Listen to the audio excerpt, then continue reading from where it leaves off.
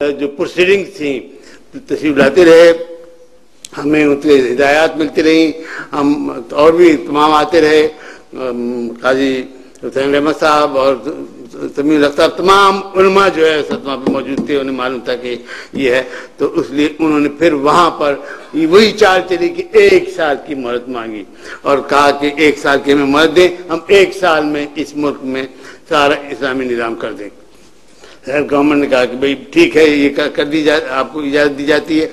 تو 1 سال جب ختم ہونے آیا تو ایک ہفتہ پیشتر، اگر میں مختصر کر دوں گا، 1 ہفتہ پیشتر ایک بینک کی طرف سے نظر ثانی کی درخواست آ گئی کہ جناب یہ جو ہے معاملات ایسے یہاں کا سارا نظام درہم و برہم ہو جائے گا، اس لیے اس پر نظر ثانی کی جائے۔ تو اس میں جناب بات دراصل یہ ہے کہ آئین کے لحاظ سے سب آپ حضرات یہاں کے آئین پہ جانتے ہیں، سب بڑے صاحب علم حضرات ہیں دانش کے، وہاں پر یہ تھا کہ 2 جج چاہیے تھے، علماء جج اپلیٹ شریعت بینچ کے لیے۔ تو جناب پیر کرم شاہ صاحب وفات پا گئے تھے، 1 جج رہ گیا تھا، جناب تقی عثمانی تھے۔ تو میں نے جاتے ہی اعتراض کیا کہ جناب 2 ججوں کے بغیر یہ میں I don't recognize this bench at all، میں نے کہا یہ شریعت بینچ ہے نہیں جب تک کہ 2 نہیں ہوں۔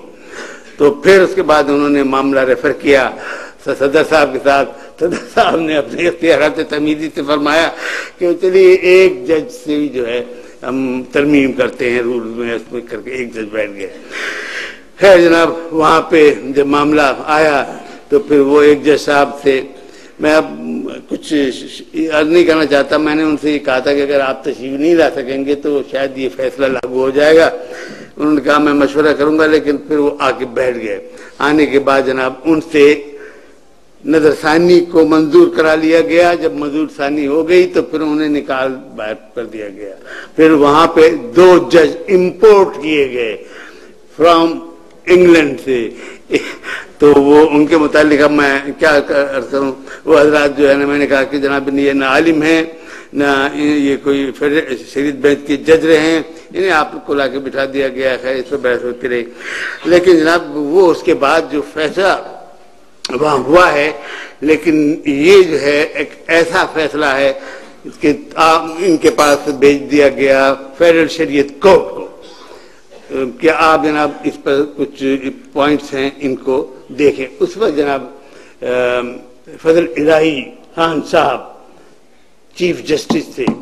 جب ہم گئے جناب، یہ آ چکی ہے آپ کے پاس، تو اس لیے دیکھیں تو انہوں نے کہا، یہ سب ریکارڈ ہے پوری چیزیں اور سارے اخبارات میں آیا جب میں، تو وہ کہنے لگے قریشی صاحب یہ سارے جتنے پوائنٹس کہتے ہیں ہم نے پوائنٹ ٹو پوائنٹ اپنے اس میں جواب دیا، پھر یہ سپریم کورٹ نے ہمارے پاس کیوں بھیج دیا؟ جب یہ ہوا تو بڑے تہلکہ مچ گیا، تو پھر ان کو رخصت کر دیا گیا بینچ سے، چیف جسٹس کی حیثیت سے۔ پھر جو حضرات آئے ہیں، حضرات ان کے متعلق میں کوئی کمنٹ نہیں کرنا چاہتا، سب جانتے ہیں کہ وہ ان کی صلاحیتوں کا ان کا اللہ تعالیٰ جانتا ہے، وہ جانتے ہیں، گورنمنٹ جانتی ہے۔ تو جناب وہ معاملہ آیا ہوا ہے، اب اس کے بعد ہی فوراً ہم نے درخواست دی کہ اس کا فوری سماعت کی جائے۔ 30 دن میں تو انہوں نے کیا ہے، آپ کیجئے۔ اب 2 سال ہو چکے ہیں، انہوں نے اس کو کولڈ اسٹوریج میں ڈال رکھا ہے، اس پر ہاتھ نہیں لگاتے، اور کہتے ہیں کہ یہ کیس اس وقت سماعت کے لیے آئے گا جب اس کی باری آئے گی۔ اس کی باری جناب میں سمجھتا ہوں کہ جب یہ حکومت ہے اس وقت تک اس کی باری نہیں آ سکتی۔ وہ فرمانے لگے کہ اس میں جو بینچ تھا، امریکہ ہے نہیں آئے جب تک امریکہ ہے۔ جی بالکل صحیح فرمایا آپ نے، بالکل صحیح فرمایا۔ اور فرمانے لگے اس میں تو اجتہاد کی بڑی ضرورت پڑ گئی۔ تو میں نے کہا جناب پہلے لوگوں نے اجتہاد نہیں کیا اور سپریم کورٹ نے، میں نے کہا اجتہاد ہے کیا؟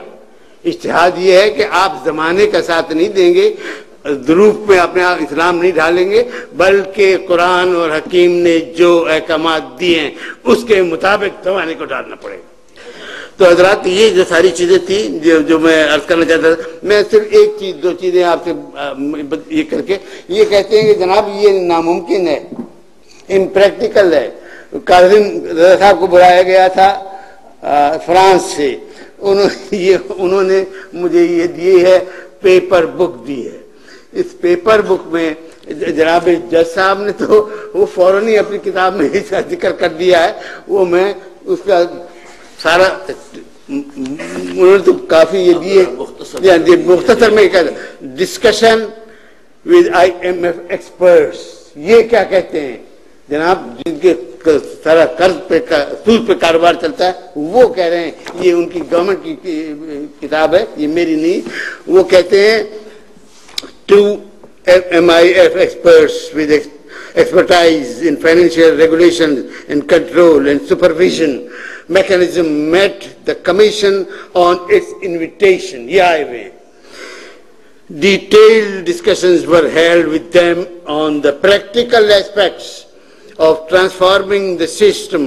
Particular issues discussed with them included viability of the new pattern, new system, effects on resources of mobilization, how to mobilize it, tools of machinery management, supervisory and regulatory needs of the new system.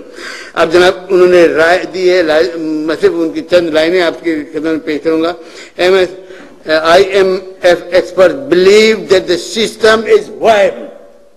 یہ کہہ رہے ہیں جن کا سارا کاروبار ہی سود پر ہے, گورنمنٹ ان کی محتاج ہے, وہ کہہ رہے ہیں کہ یہ وائبل ہے. اور اس کے بعد انہوں نے پھر بتایا ہے, میں ابھی ان کی ڈیٹیل پہ نہیں جانا چاہتا, جب وہ کہتے ہیں کہ وائبل ہے تو یہ حضرات کہتے ہیں کہ جناب وائبل نہیں ہے. تو اب آپ دیکھیے یہ دراصل جنگ ہے اللہ اور اس کے رسول کے خلاف, اور آپ جانتے ہیں کہ جب اللہ اور اس کے رسول کے خلاف جنگ ہوتی ہے تو وہی جال حق و حقل باطل مٹ جاتا ہے اور پھر حق قائم ہو کر رہے گا. وما علینا الا البلاغ. والسلام علیکم ورحمۃ اللہ وبرکاتہ. بہت بہت شکریہ جناب اسماعیل قریشی صاحب. اصل میں اس میں یہاں پر یہ بات بھی بہت اہم ہے کہ اسلام کی جو تعلیمات ہیں ان کے بارے میں ہمارا یہ ایمان ہے, یہ یقین ہے ہمیں کہ وہ ہر دور کے لیے وائبل ہیں, پریکٹیکیبل ہیں. یہ الگ بات ہے کہ انہیں اس انداز سے پیش کرنا جو ہے اس میں ہماری طرف سے کوتاہی رہی ہے.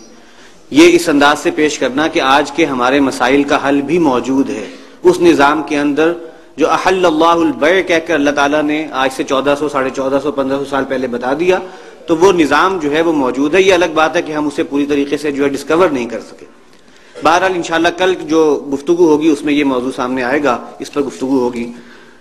اب میں آج کی تقریب کے مہمان خصوصی جناب جسٹس وجیہ الدین احمد صاحب کو دعوت دیتا ہوں کہ وہ تشریف لائیں اپنے خطاب کے لیے. ان کا تعارف جو ہے آپ حضرات کو کافی حد تک ہو چکا ہے. ماشاءاللہ اس سارے پروسیس میں ان کا ایک بہت بڑا رول ہے. خاص طور پر 99 کا ججمنٹ جو ہے وہ ججمنٹ ان کی لکھی ہوئی ججمنٹ ہے وہ اس میں بہت ہی ممتاز مقام رکھتی ہے. میں ان کے حوالے سے ایک تھوڑا سا تعارف اور یہ کرا دوں کہ جس وقت 99 میں یہ کیس چل رہا تھا اس وقت آغاز میں موقع دیا گیا تھا ان لوگوں کو جو کہ انسداد سود کے حق میں دلائل پیش کر رہے تھے, یعنی جو اسلامی سائٹ سے ایکسپرٹس آ رہے تھے, اور بعد میں گویا موقع رکھا گیا تھا بینکوں کے وکلاء کے لیے اور حکومت کی طرف سے جو بھی اٹارنی تھے ان کے لیے.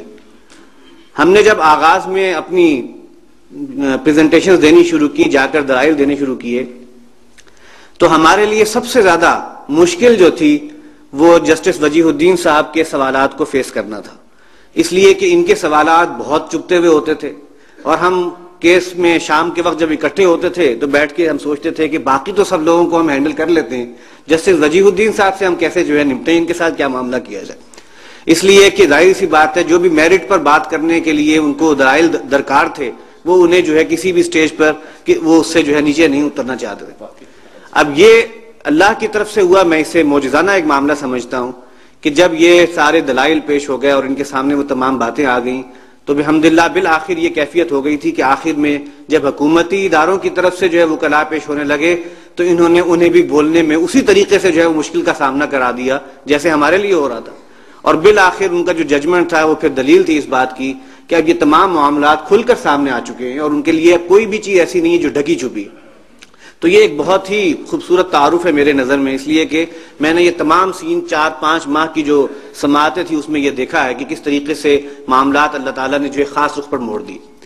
تو اب بغیر کسی اور وقفے کے میں انہیں دعوت دیتا ہوں، جسٹس وجی الدین صاحب، وہ ہماری دعوت پر کراچی سے